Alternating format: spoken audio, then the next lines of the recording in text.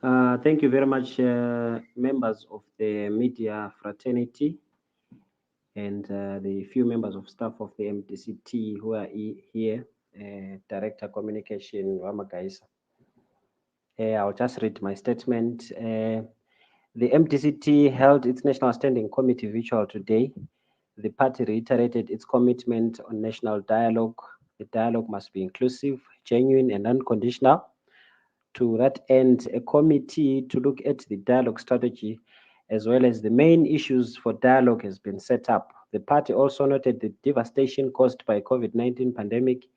In this regard, the party believes that protective word testing and treatment should be done for free in poorer communities. Further intervention must be made in order to save businesses, especially smaller ones affected by this pandemic. They must be assisted. The party also reiterated its position that the continued international isolation of Zimbabwe is hurting the common man and woman. It therefore calls for the total and uh, unequivocal or equal re-engagement of Zimbabwe with the international community. The party reaffirmed that it stands for the unity of all progressive forces to fight for the betterment of lives of the Zimbabwean people. The National Standing Committee thanked the party leadership for their great efforts in uniting the party. The National Standing Committee resolved that the party will hold the memorial service of the late icon Dr. Morgan Richard Tsvangirai virtually on the 14th of February 2021. A bigger event will be held once the COVID 19 pandemic ameliorates. I thank you. I will now invite questions, points of clarity. Thank you.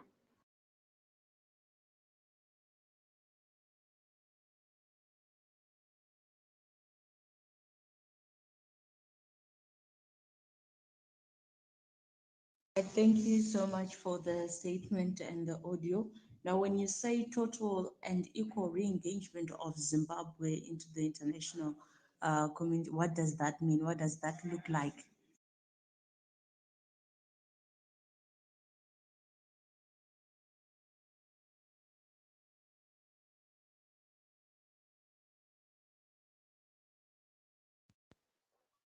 Yeah, total engagement. What we are talking about is to say we believe that these sanctions have got a tendency of missing the, you know, the intended targets and actually affecting ordinary Zimbabweans. This is the feeling of the party. We are also looking at sanctions in the context of COVID-19 to say, do we really need to put Zimbabwe in that, invidious position of having to fight too many, to carry a lot of weight through COVID-19? We believe that the international community can actually, look at other options of assisting the people of Zimbabwe. Uh, yes, we know we have nothing to do with their choice of policy decisions in terms of who they sanction and who they do not sanction. But at the moment, we feel that the country needs to be given a full opportunity to deal with the scourge of COVID-19, and sanctions may not really be part of what can give us a better chance of fighting this COVID-19. So we believe Zimbabwe must be brought back into the full status of a nation that is able to look after its population. However, what must always remain clear is that we are in total agreement with the international community that human rights must be observed by all, and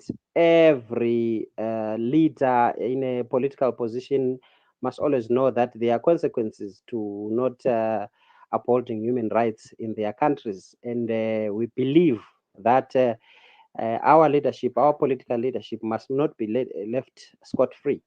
Where they violate human rights, and we as an opposition are committed to fighting for human rights tooth and nail and all the way. Yes.